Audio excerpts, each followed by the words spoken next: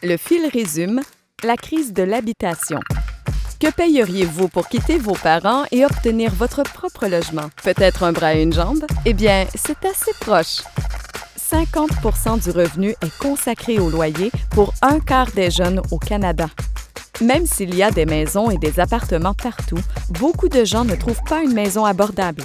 La Société canadienne d'hypothèques et de logement dit que cela signifie ne pas dépenser plus de 30% de votre revenu avant impôt pour le logement. Selon cette mesure, 4 Canadiens-Canadiennes de moins de 30 ans sur 10 paient plus que ce qu'ils, elles, peuvent se permettre. Et pour acheter une maison? On parle alors d'épargner pendant 13 ans pour verser un acompte sur une maison moyenne au Canada. À Vancouver, on parle plutôt de 30 ans.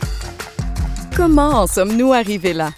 Eh bien, si vous avez de l'argent, l'accession à la propriété est un bon moyen de faire de l'argent. Achetez une maison, vendez-la pour plus que ce que vous avez payé et on répète. Aujourd'hui, une maison coûte plus cher pour vous que ce qu'elle coûtait à vos parents, presque 3 fois plus.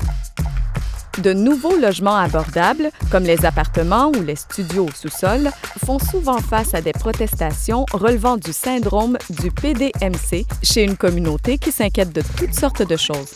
Ils finissent donc par être plus petits avec moins d'unités, mais la demande reste élevée et le loyer devient plus cher.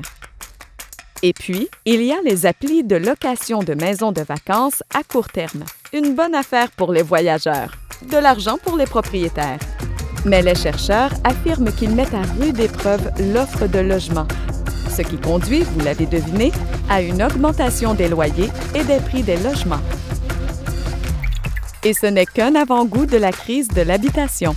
Pour en savoir plus, cliquez sur les liens dans la description et partagez vos réflexions. Et n'oubliez pas de consulter la suite de la série.